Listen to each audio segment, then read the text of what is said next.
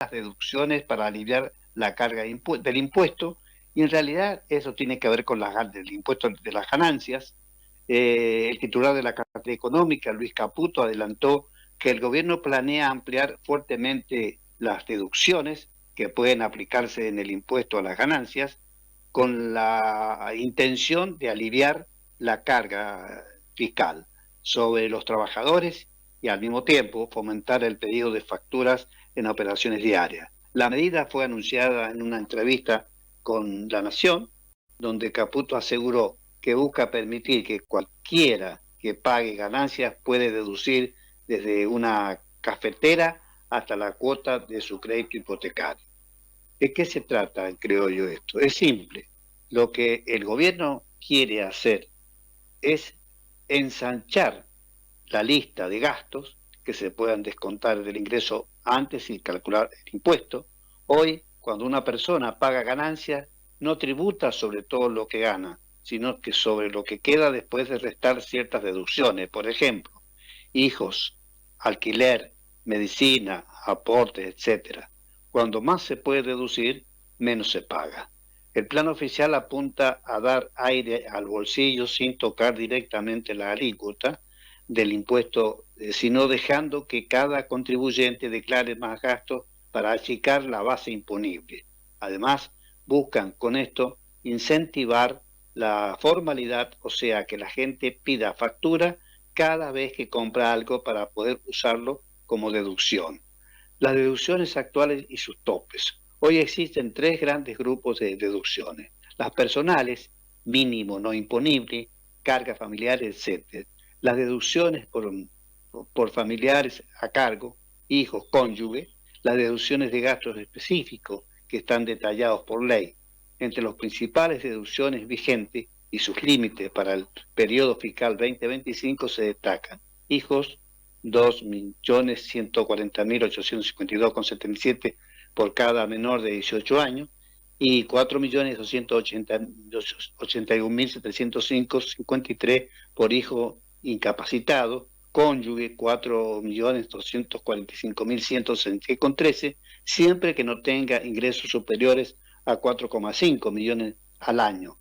Alquileres 40% menos del alquiler con tope de 4.507.505,52 si se es propietario. 10% del monto total sin tope, válido también para propietarios que alquilan. Paula. Bien, en cuanto a servicio doméstico, sueldos y contribuciones con tope de 4.507.555,52. En medicina prepaga tenemos hasta el 5% de la ganancia neta anual.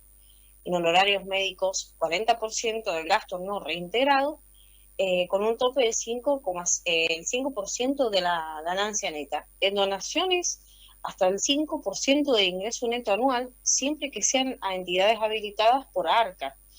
En seguros de vida y retiro, máximo anual deducible de 573.817,13. En gastos educativos, cuotas escolares, útiles y herramientas para hijos de hasta 24 años, hasta 1.803.002 pesos.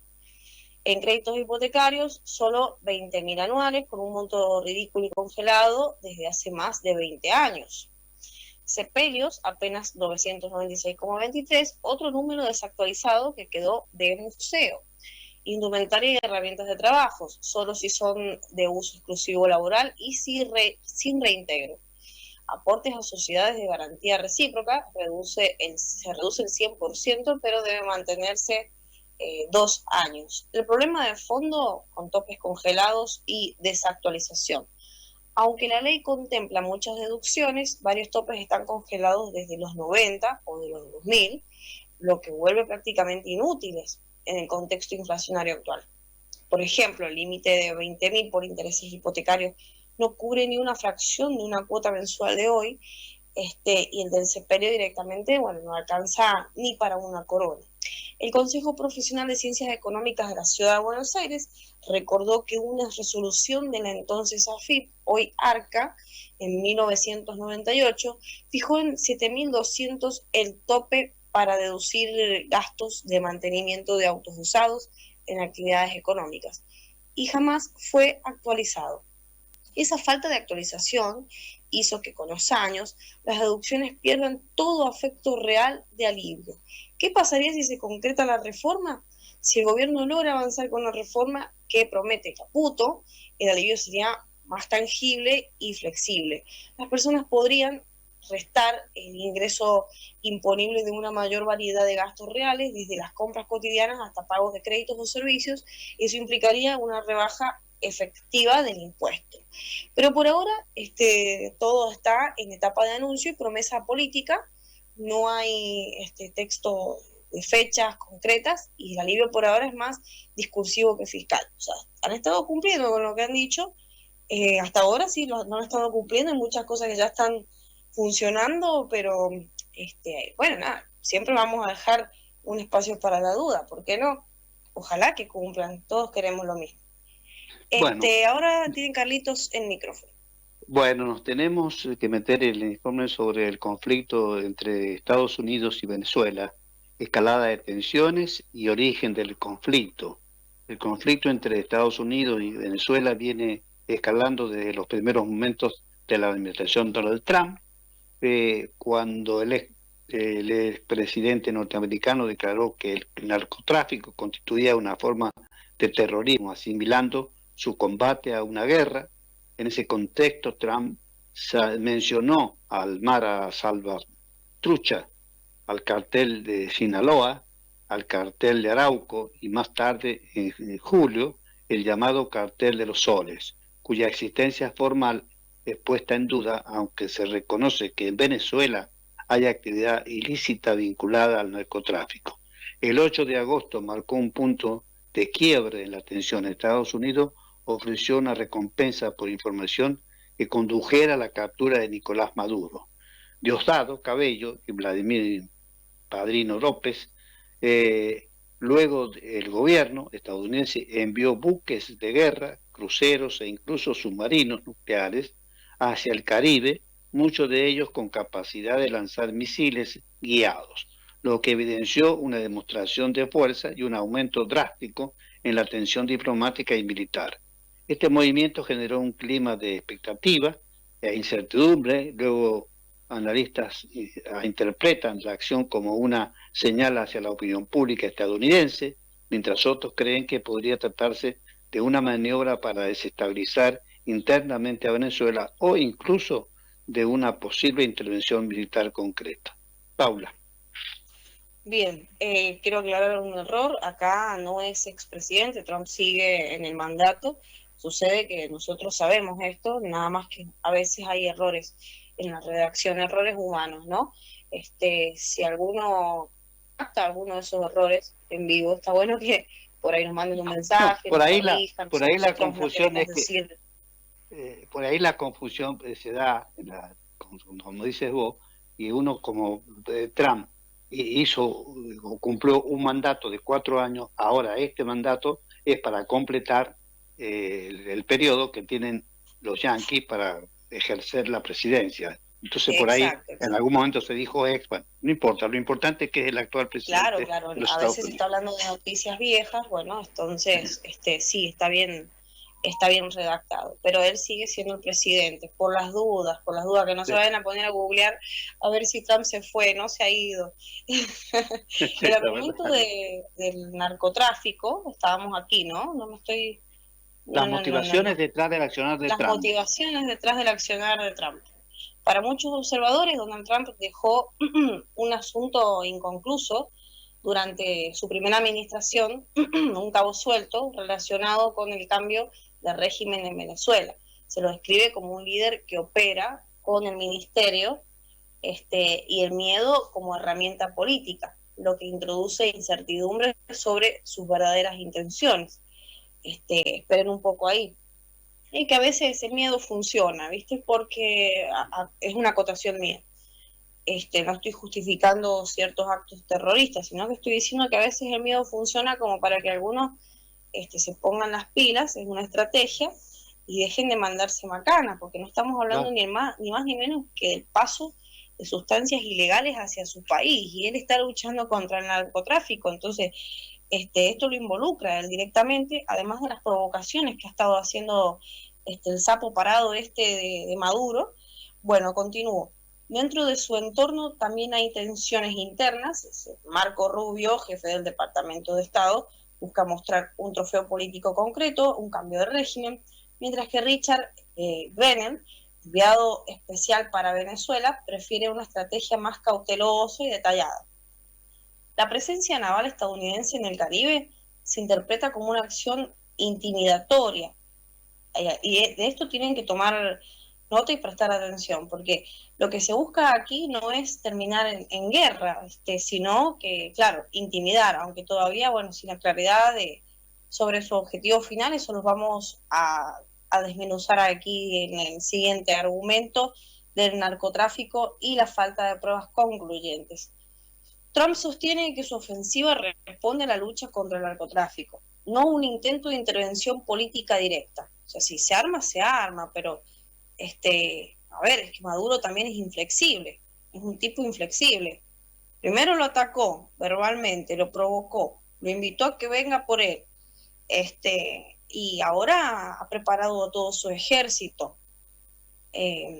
Tengamos en cuenta que esto se trata de bastante crueldad, considerando de que nadie en su país ya lo apoya y que la parte militar está comandada por él sin estar muy de acuerdo con lo que él milita. Así que están prácticamente obligados y están siendo carne de cañón, porque encima no tienen el respaldo militar, el equipo militar para combatir a las fuerzas de Estados Unidos, ¿no? Sabemos que están bastante atrasados en todo. Si vos miras un noticiero de Venezuela, cualquiera sea del día de hoy, parece que está grabado en los 90, porque hasta la calidad de las cámaras es totalmente obsoleta. Y están así también en cuestiones de material militar. En cuestiones de armamento militar están igual de obsoletos. Porque no, claro, ahí han empobrecido tanto al país, no ha invertido en casi nada, que lo más actual que tienen es algo que les prestó Rusia últimamente. O sea, claro, pero vos sabés, tecnología nueva porque Paula, a Rusia les ha prestado algo.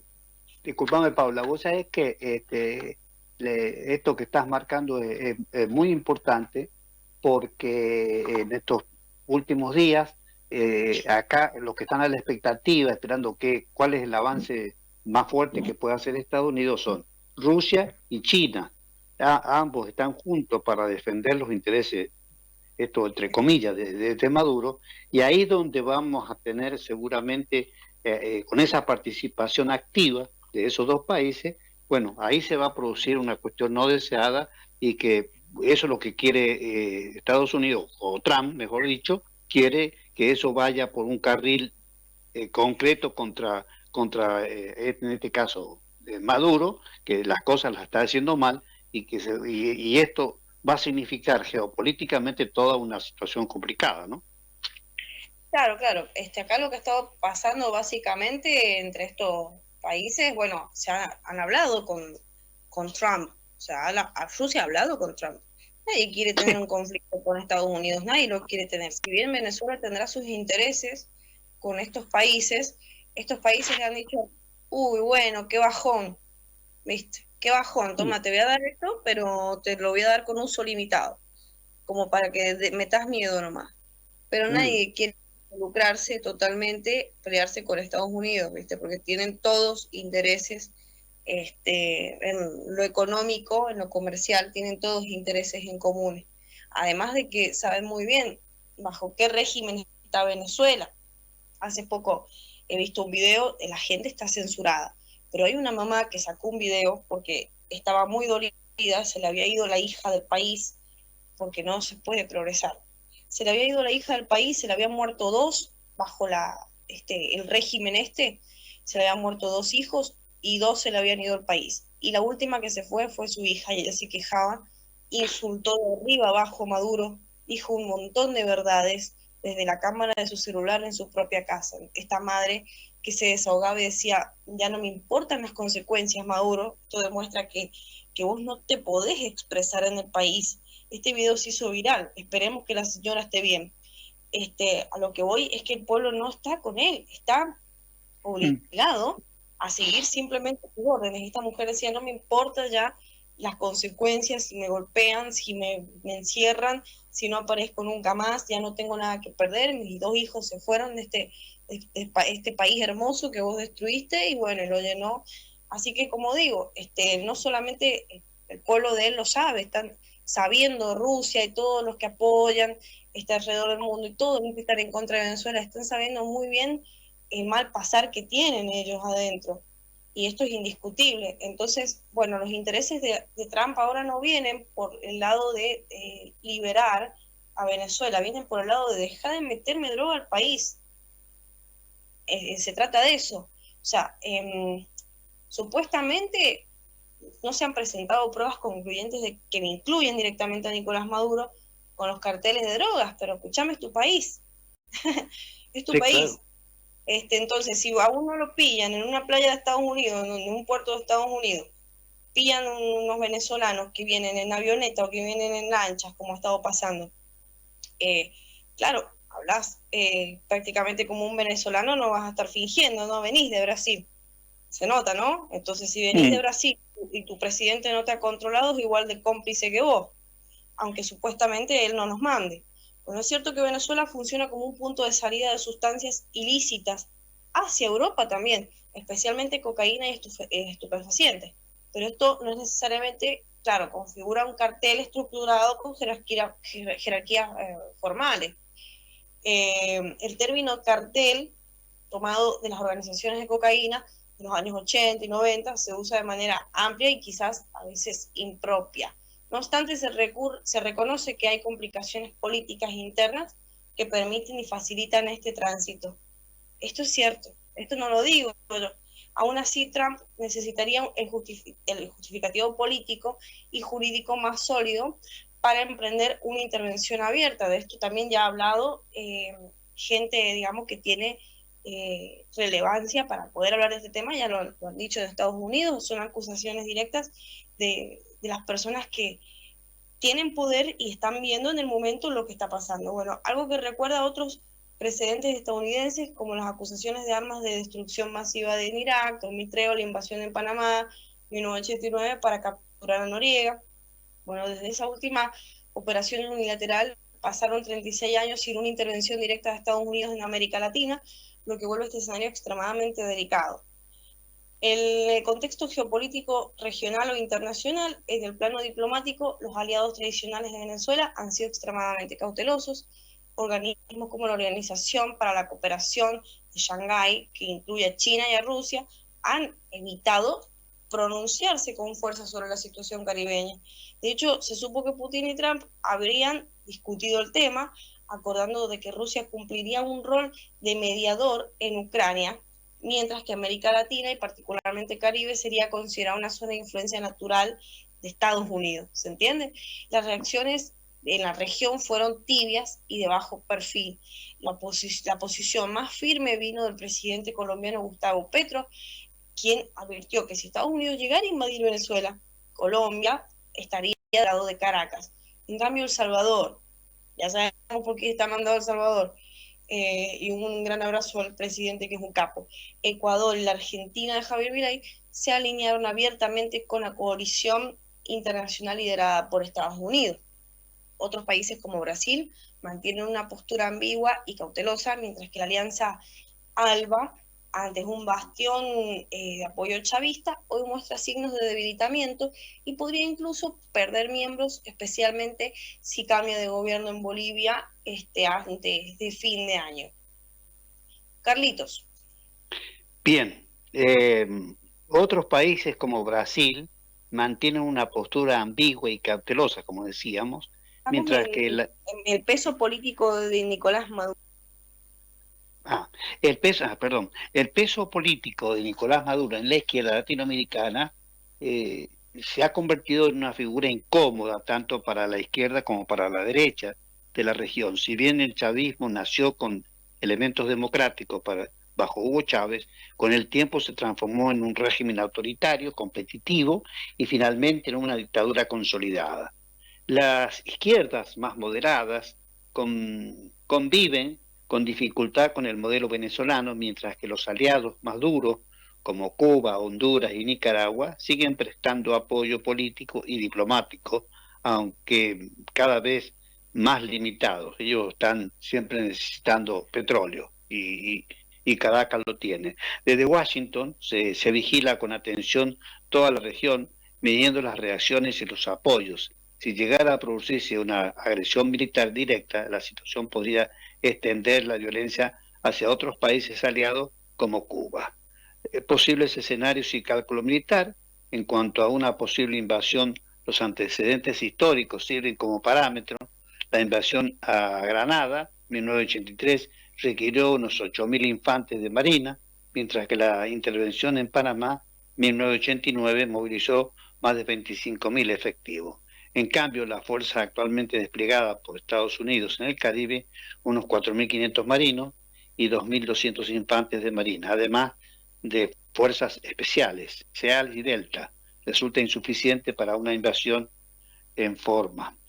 Sin embargo, eso no descarta una operación puntual, una misión de extracción o captura de Maduro o una acción limitada destinada a presionar al régimen y fomentar divisiones internas. En ese sentido, la movilización militar sería más un gesto intimidatorio que el preludio de una guerra abierta, buscando provocar nerviosismo dentro del chavismo y forzar una negociación o transición política. La respuesta de Venezuela y el clima interno, el gobierno venezolano tomó la amenaza con nerviosismo, pero también con medidas concretas. Maduro convocó a 4.500 milicianos bolivarianos voluntarios y ordenó el desplazamiento de 15.000 efectivos del ejército hacia la frontera con Colombia en el estado de Táchira.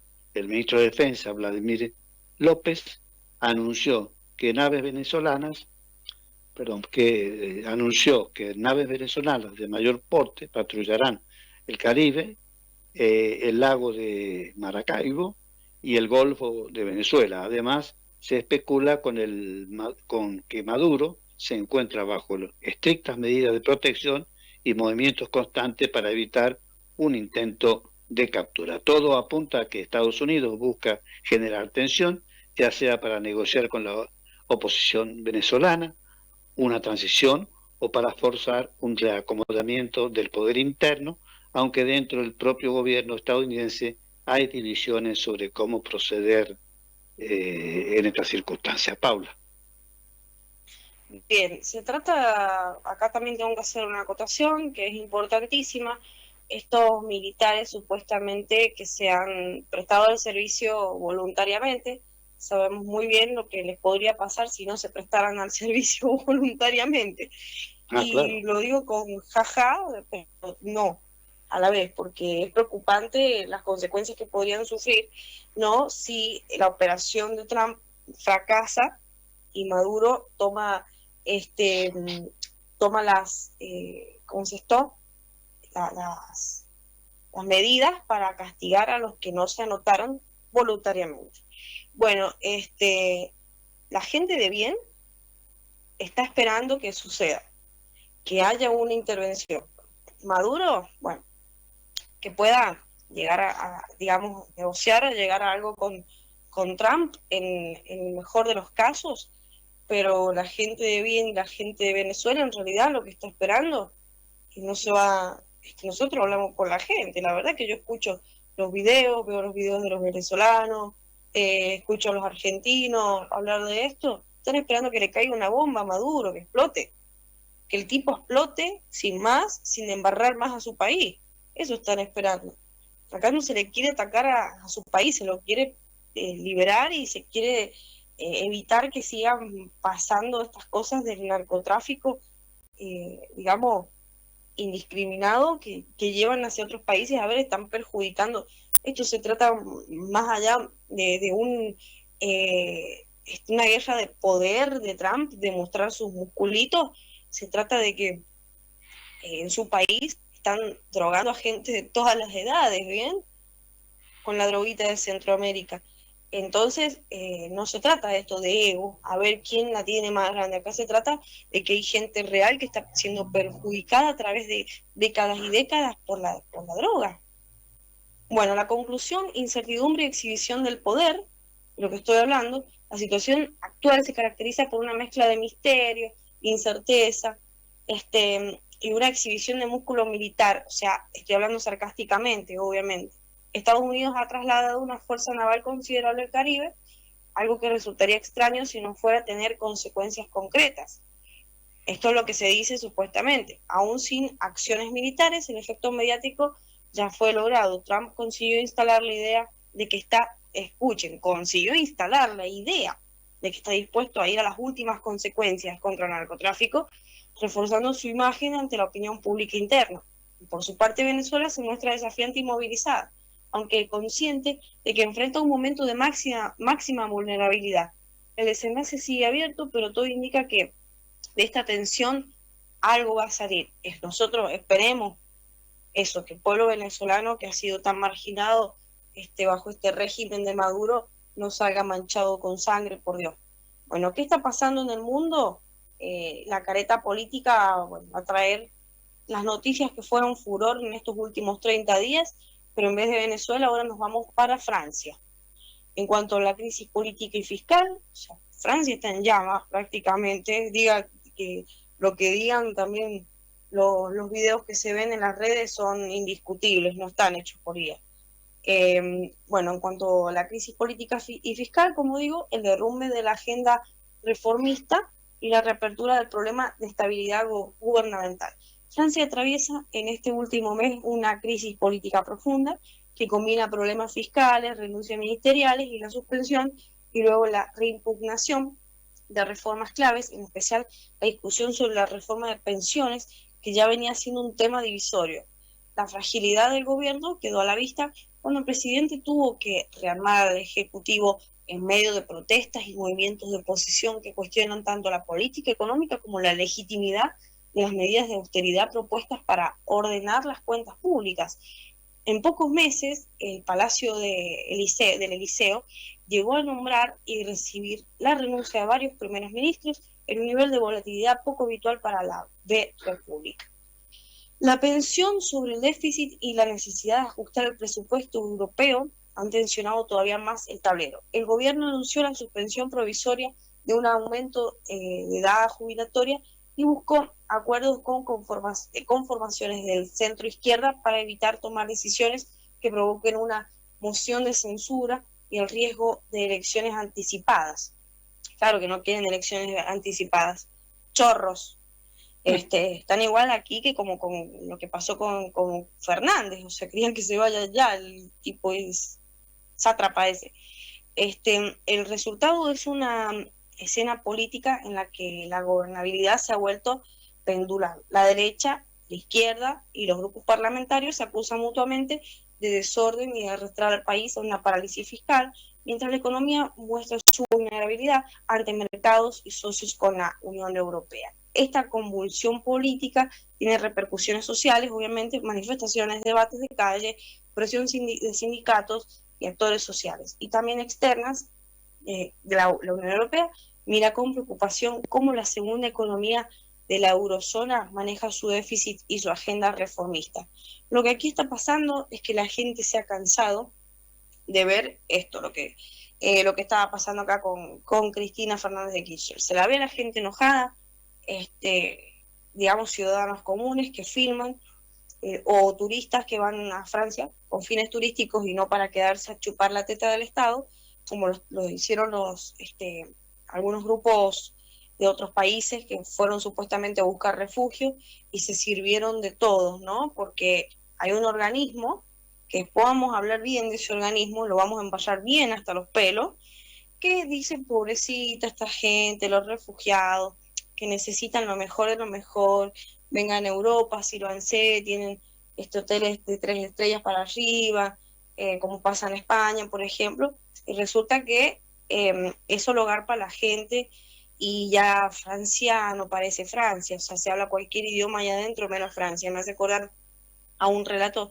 que decía un tipo de un pajarito de acá de Argentina que emigró hacia España, es el lorito, el lorito verde que todos tenemos en casa, que todos hemos tenido en casa alguna vez, al que le cortamos las alitas, Bueno, se trata de que ese pajarito se fue para España y en España, al mezclarse con otros pajaritos, empezó a hablar otro idioma, digamos, así que era un quilombo de comunicación de las aves, ¿viste? Y empezaron conflictos de las aves allá también. Bueno, lo mismo pasa con las personas, a esto es lo que voy. Lo mismo pasa con las personas. Hay un quilombo acá en lo cultural. Esta gente llega, supuestamente pobrecitos, ¿no? Y dicen, no, yo ahora quiero una mezquita. Quiero que me construyan una mezquita acá, como ha pasado, por ejemplo, en Inglaterra, que quieren que destruyan un bar que tiene una historia cultural muy importante para ellos y hagan una mezquita en esa esquina. Bueno, yo quiero que me hagan una mezquita. ¿Por qué? Porque, bueno, yo quiero rezar. Bueno, rezar en el piso, como lo hacemos todos, que nos agachamos ahí en la orilla de la cama y rezar, boludo, dale. Déjate hinchar las pelotas. O sea, cuando vos vas a un país, tenés que respetar la cultura, digamos, tenés que respetar eh, la religión fundante del lugar y no imponerte y dejar caminar a la gente tranquila. No se puede filmar porque los negros te miran y te dicen, ¿qué estás filmando? Te persiguen, te golpean. Si a ustedes se pasan un poco por Instagram, que mi algoritmo me muestra todos estos conflictos, pueden ver que es cierto, la gente no está en paz, la calle no está en paz y no se ve a ningún francés nato, ahí se ve todo, está invadido, totalmente invadido. Esta gente no viene con fines de pasivo, vienen a invadir, vienen a quemar. En Francia han quemado una catedral importantísima de más de 200 años, hace días la prendieron fuego, la redujeron a ceniza. Así que bueno, esos son los bardos gigantes que hay allá en Francia, en Alemania, en España, en Inglaterra. Ha salido miles de millones de personas a protestar en contra de todos los colectivos LGBT, los marroquíes, los musulmanes, que se vayan ya de una puta vez, porque encima están ocupando propiedades, están de ocupas, como acá en Argentina, que los están sacando todos de vuelo. Bueno, están ocupando propiedades, están violando mujeres, y esto no es mentira, están golpeando niños en las escuelas, por ejemplo, de España, que en España el jamón es sagrado, que es como el asado acá, y resulta que, bueno, ya no se puede servir cerdo en las dietas de las escuelas españolas. Me está jodiendo, porque eso ofende a... No es así. ¿Qué ofenderte? Por Dios, si no podés comer jamón, no comas jamón y punto. Si yo no puedo tomar leche porque soy intolerante a la lactosa, no voy a pretender que todos terminemos igual, ¿no? Bueno, en Claro. Alemania, rearmando y debatiendo sobre defensa, Merkel era atrás, y una Alemania que se prepara y se discute para ser más capaz militarmente. Alemania está protagonizando en las últimas semanas un debate público y político centrado en la reestructuración de la capacidad defensiva del país. El ministro de Defensa ha ganado protagonismo al impulsar planes para ampliar las Fuerzas Armadas, mejorar el reclutamiento y crear nuevos modelos de servicio voluntario orientados a aumentar el personal y la preparación en un contexto de creciente tensión con Rusia y de expectativas de los aliados en la OTAN. La medida incluye propuestas para subir los efectivos, reforzar la logística y modernizar el material, junto con la aprobación de iniciativas legales para facilitar el servicio voluntario amplio en 2026. Todo ello se desarrolla mientras la sociedad alemana discute el giro de décadas de reticencia a la militarización hacia una política de mayor asunción de responsabilidad en materia de seguridad europea. Al mismo tiempo hay una disputa interna en colisión sobre hasta dónde llegar, si reintroducir modelos cercanos a la conscripción o quedarse en voluntariado más atractivo, y cómo equilibrar las obligaciones presupuestarias con las demandas sociales. La narrativa oficial apela a la defensa colectiva y al imperativo estratégico ante amenazas asimétricas, mientras los críticos advierten sobre los costes políticos y civiles de una remilitarización. El tema marcó la agenda política porque afecta no solo la seguridad, sino la identidad nacional y la relación de Alemania con sus socios europeos y como la OTAN. Carlitos.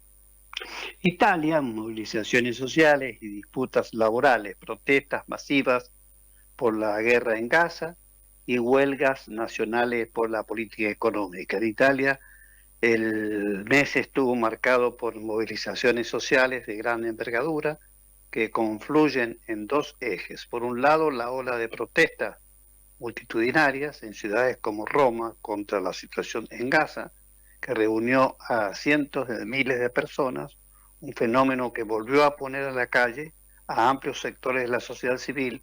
Y por otro lado, la reactivación de la conflictividad laboral con convocatorias de huelga a nivel nacional por la oposición de sindicatos a medidas del gobierno y a partidas presupuestarias del proyecto de presupuesto 2026. Las marchas pro-palestinas pusieron en tensión al gobierno sobre su posicionamiento internacional y desplegaron debates internos sobre la libertad de protesta y la seguridad pública. Simultáneamente, el movimiento sindical anunciaba semanas de paro y movilizaciones en respuesta a políticas económicas que distintos sindicatos consideran regresivas o inflacionarias, con llamados a demostrar frente al Ejecutivo por la cuestión del salario y condiciones. Esta combinación de política exterior y conflicto social coyuntural generó una agenda intensa. La calle marcó la discusión pública mientras el Ejecutivo tuvo que equilibrar su calendario de reformas con la necesidad de responder a la protesta y al descontento social. El resultado fue una semana tras otra en la que Roma fue epicentro de manifestaciones, debates y convocatorias a huelga cuyo impacto político aún se está midiendo. España memoria, protesta y reclamos tras la catástrofe aniversario y movilización por las inundaciones que dejaron centenares de muertos. En España, la noticia que fue tema nacional este último mes fue la conmoción social y las protestas vinculadas sí, ¿no?, al primer aniversario de las inundaciones que afectaron especialmente a la Comunidad Valenciana. Un desastre. No puedo creer que ya haya pasado un año, ¿eh? Prosigue, sí, prosigue. Bueno. No, es que los 12 meses están.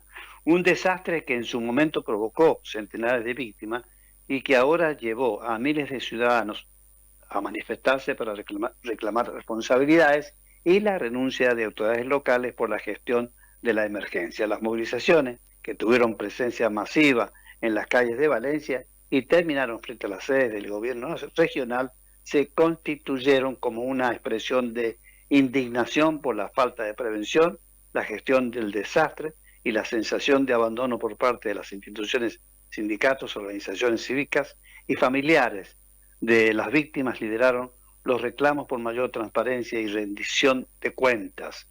Ese clamor social puso el foco en la necesidad de políticas públicas de mitigación de riesgos climáticos y planificación urbana y abrió un debate político en torno a responsabilidades administrativas y proyectos de inversión para resiliencia.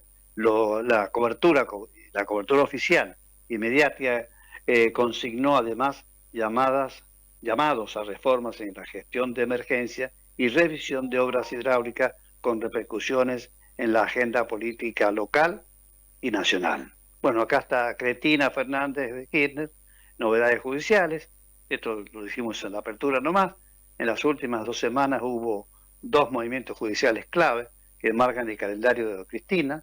Primero arrancó el megajuicio oral por la denominada causa Cuadernos, con la lectura de la acusación del Tribunal Oral 7 y la presencia de la expresidenta entre los imputados. Y segundo, la Cámara Federal de Casación ratificó decisiones vinculadas a la causabilidad, entre ellas medidas de decomiso solicitadas para recuperar montos a favor del Estado. Paralelamente, la Cámara de Casación está presionando para acelerar el debate de Cuadernos, más audiencias con presencialidad, para que el juicio no se prolongue indefinidamente. Cristina tiene una condena firme, ustedes ya saben que es vialidad, de 6 años de prisión y la inhabilitación perpetua, que cumple con el arresto domiciliario, y ahora enfrenta el gran juicio Cuadernos, en el que las penas objetadas por la Fiscalía se ubican en un rango por imputaciones como asociación ilícita, que puede ir aproximadamente entre 5 y 10 años por imputación grave, En caso de condenas adicionales, la suma de años iría aumentando, no obstante cualquier cifra total es hipotética hasta que haya sentencias firmes. Paula.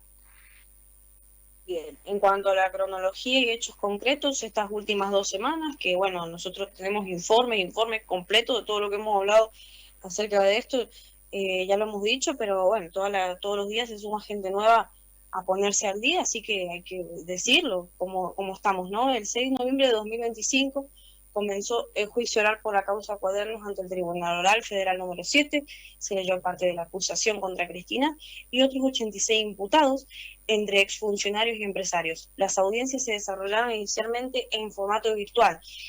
Esa misma semana, la Cámara Federal de la Casación ratificó decisiones en la causa Vialidad, firmando el decomiso sobre bienes relativos a la condena en esa causa con montos elevados ordenados para recuperar los fondos públicos. Entre el 11 y el 12 de noviembre, la Cámara Federal de Casación reunió y tomó iniciativa en convocar al Tribunal Oral, que está llevando Cuadernos, para discutir y acelerar el juicio. Lo que estábamos hablando al principio, que sí, necesitamos acelerar esto, por supuesto, se está queriendo hacer igualmente por parte de los tribunales. Más audiencias por semana, presencialidad, o sea, se está hablando de hasta 3 por semana, presencialidad en Comodoro, PI, y la posibilidad de trabajar en feria para evitar demoras. O sea, que van a trabajar hasta en ferias, imagínate, para hacerle justicia a todos los que estamos muy ansiosos. No sé si le van a dar una cárcel común, porque bueno, ella está, tiene una edad, digamos, complicada, pero tampoco la quiero en 11-11 bailando en el balcón, ¿no? Bueno, la idea es imprimir ritmo al debate oral, que por su magnitud podría durar años, ¿no? Pero bueno, vamos a ir adelantando. Supuestamente, desde el punto de que las ferias no se van a respetar, la feria va a seguir. Con la causa Cuadernos, ¿qué es? ¿Quiénes están implicados y cómo sigue? La causa Cuadernos es parte de las anotaciones del chofer Oscar Centeno, publicada en 2018, donde se detallaban supuestos traslados de dinero en efectivo vinculados a sobornos por obra pública durante los gobiernos kirchneristas. El expediente terminó acumulando muchos legajos y ahora desembocó en un juicio oral masivo. Y la causa reúne a Cristina Fernández de Kirchner como la imputada central, junto a exfuncionarios alrededor de 19 a 22, según piezas del expediente, y empresarios de la Constitución, más de 60 en la nómina del debate. En total se habla de unos 86, 87 imputados en el tramo del juicio. Esperamos que todos salgan con nombres y apellidos y que los peguen en flyers, en todos los postes de Argentina, si no nos olvidamos, porque más adelante, si estos no caen en cana o pueden zafarse, van a volver a estar adentro del poder. El Tribunal Oral Federal número 7 está integrado por los jueces Enrique Méndez Signori, Fernando Canero y Germán Castelli. Y por sorteo quedó además como cuarto el juez Néstor Costabel. La Unidad de Información Financiera, UIF, actúa como querellante representada por el abogado Mariano Galpern en el debate. El juicio comenzó de manera virtual, pero Casación llamó a acelerar y a pasar a un esquema presencial con mayor frecuencia, posiblemente, como dije, 3 audiencias semanales y un trabajo en feria judicial, para evitar que el proceso se extienda durante tantos años. Los camaristas que impulsan esta aceleración buscan mayor inmediatez en la oralidad. Gracias, chicos, gracias, muchas gracias.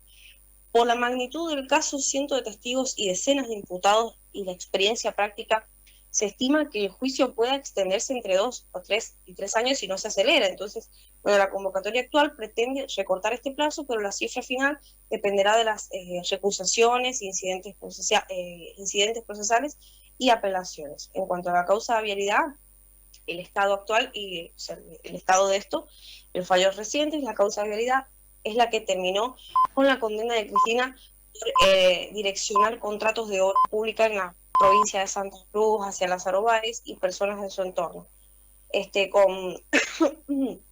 con perjuicio al Estado. Esa condena terminó en una pena de 6 años de prisión y la inhabilitación perpetua para ejercer cargos públicos. La Corte Suprema de Justicia confirmó la condena en junio de 2025 y la expresidenta pasó a cumplir arresto domiciliario por su edad. Durante la última semana, la Cámara Federal de Casación rechazó recursos y ratificó decomisos por montos cuantiosos para intentar recuperar sumas atribuidas como el perjuicio de la causa de vialidad. Esas medidas buscan materializar el resarcimiento del Estado frente a la condena firme. La condena de vialidad quedó firme y la expresidenta está cumpliendo la modalidad de detención domiciliaria. Además, pero cuando le quiten 1111, ¿dónde va a ir? ¿A la casa de la vecina que la odia? ¿Dónde? Bueno, además las medidas de decomiso implican que bienes embargados puedan ser ejecutados para cubrir el monto ordenado judicialmente, lo que acabo de decir, porque si está en 1111 y le tienen que quitar la propiedad porque también está dentro de las cosas que le van a quitar, ¿a dónde se va a ir a cumplir condena? ¿A dónde? Digo yo, qué sé yo, a la vereda. A la vereda la van a atar a un poste, la van a atar. Y bueno, a mí no me parece mal, así de paso la gente le tira piedra, la misma gente que la votó, porque son unos impresentables. En cuanto a los jueces, fiscales y querellantes que llevan las causas, el Tribunal Oral número 7, que juzga la causa de Cuadernos, está compuesto por Enrique Méndez, Signori, Fernando Canero y Germán Castillery y Néstor Costaver como suplente por sorteo. Las audiencias y la lectura de la acusación fueron coordinadas por la Fiscalía correspondiente al Fuero Federal y la Unidad de Información Financiera se constituyó como querellante en la causa Cuadernos, representada por Mariano Galper. La UIF participa especialmente por la arista patrimonial y el seguimiento de los flujos financieros. La Cámara Federal de Casación intervino activamente en la última semana, convocando al TOF7 pidiendo presencialidad y mayor ritmo, y la Corte Suprema ya había intervenido anteriormente en vialidad, confirmando la condena. Carlitos. ¿Qué penas se discuten y cuál sería el total aproximado? La pena firme conocida es de 6 años de prisión y la inhabilitación perpetua por la causa veredad, confirmada por la Corte. Cristina cumple arresto domiciliario, como decíamos. En la causa Cuadernos, la Fiscalía acusa, entre otros delitos, figuras graves como asociación ilícita y otros delitos vinculados a la corrupción. Para esos delitos, la horquilla de penas, según el Código Penal, y la calificación que aplique el tribunal, puede ubicarse aproximadamente entre los 5 y 10 años para las acusaciones principales. Por eso, muchos análisis periodísticos estiman que si llegara a haber condenas en Cuadernos, la expresidente podría enfrentar varios años adicionales a los 6 que ya están firmes. Si se sumara una condena intermedia en Cuadernos, digamos, entre 5 u 8 años, a los 6 años ya firmes, la suma sería de entre 11 y 14 años. Pero esto es solo un ejercicio. Los procesos pueden terminar en absoluciones, condenas menores, acumulación de penas o bien reducciones en apelaciones. Por eso no hay un total definitivo mientras no haya sentencias firmes y ejecutorias. Riesgos procesales, apelaciones y vía defensa. El juicio de Cuadernos va a tener numerosas incidencias procesales, recusaciones, pedidos de nulidad, planteos sobre pruebas, por ejemplo, la autenticidad o el valor probatorio de los cuadernos, y la defensa promete apelar todo fallo que la condene. Eso suele alargar plazos y generar recursos ante casación y eventualmente ante instancias internacionales. Bueno, esta es así, ¿no? Uno sigue todas estas causas en rigor de verdad, es así. La Cámara de Casación está intentando evitar demoras administrativas y busca presionar la apreciabilidad a mayor ritmo. A pesar de eso, los recursos y la complejidad técnica del caso pueden dilatar resoluciones definitivas. Impacto político y social, las novedades judiciales, inicio de juicio Cuadernos y medidas sobre vialidad reabren la tensión política en la Argentina. Para el oficialismo actual son herramientas de control institucional, para el kirchnerismo son pruebas de persecución políticas. Socialmente, la confirmación de condenas y los decomisos disparan protestas y defensas públicas. Institucionalmente implican una pulseada entre ritmos judiciales y la necesidad de que el proceso avance con celeridad, sin vulnerar garantías. En la práctica, esto seguirá siendo tema central en la agenda pública y mediática. Paula.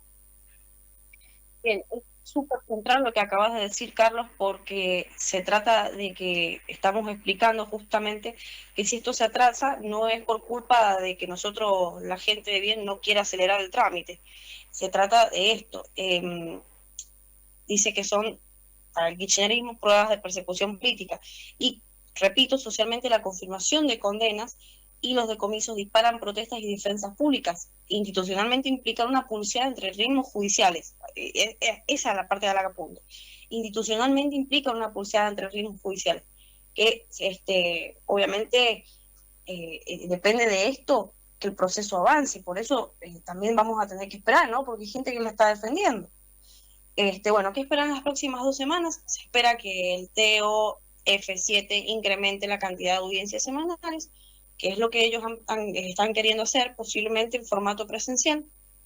Así todo el país le ve la cara de perro que tiene y que continúe la lectura de imputaciones y pruebas. La Cámara de Casación mantendrá, bueno, disculpen, no quería insultar a los perros, mantendrá su presión para acelerar el juicio e imprimir mayor celeridad al proceso.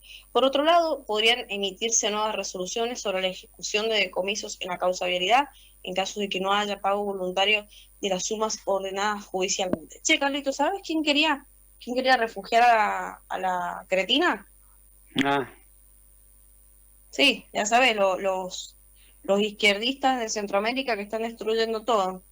¿Sí? Esos estaban dispuestos a refugiarla en caso de que sea necesario, ¿no? A ella, de todos los secuaces ratas estas de Alcantarilla que han vendido totalmente al país. Cuando se habla de esto, de que Milei está queriendo vender al país, que Estados Unidos, que bla, bla, bla, bla, bla, yo les voy a preguntar qué onda con, bueno, lo que pasó acá en San Juan, que vendieron un espacio para, no sé, para que los chinos lo usen libremente, ¿no? Para poner esa antena de la que habíamos hablado la semana pasada, o lo que pasó con los chinos, ¿en dónde fue? En Santa Cruz y todo esto. Bueno, eso, si eso no es venderla a la patria, no sé qué lo es. Así que estamos hablando ni más ni menos con propiedad cuando decimos Cristina, porque es una traidora a la madre patria, a la Argentina. Bueno, en cuanto a Europa, cierro diciendo que están en el recontra horno por haber aceptado en el gobierno a personas de este calibre que promueven el socialismo con la plata del pueblo. O sea, la caridad, pero con la plata del pueblo, y están así refugiando un montón de gente que está haciendo estragos adentro del país. Ahora mismo, los países, digamos, que se han salvado, son los que no han metido refugiados a su país. Países Bajos está en uno de los puestos, digamos, de los mejores países, los que están en mejor estado, digamos, económico y social. Estamos hablando también de Suecia, Noruega, Dinamarca y Países Bajos. Todos estos países son los que están ahora salvándose de los quilombos que tiene Alemania, Francia, España, hasta Italia, por haber hecho caridad con gente que no tenían que hacer caridad. Bueno, este es el fin del programa. Yo me despido de Carlos, me despido de Tony. Mañana seguramente vamos a tener un montón de otros temas que vamos a desmenuzar. Tenemos que ponernos al día todo el día, que es lo que hacemos, ¿no? Yo, por ejemplo, voy sacando información, saco capturas, y después investigo, informe. Así que mañana les vamos a traer mucho más acá en La Careta Política. Nos pueden seguir por YouTube, pueden interactuar con nosotros, pueden abrir a debate, ¿por qué no? Debate aquí en vivo y en directo, no se los recomiendo, pues les recomiendo que vengan estudiados para abrir un debate, pero bueno, claro les mandamos un abrazo, le mando un abrazo a Tony, a Carlos, a la audiencia que nos ha acompañado, y así cierra Carlitos debidamente. Gracias Paula, sí, en efecto, nos estamos retirando ya, son las 9 de la mañana, casi 10 minutos, nos despedimos, hasta mañana a las 8 con una nueva edición de La Careta Política y por supuesto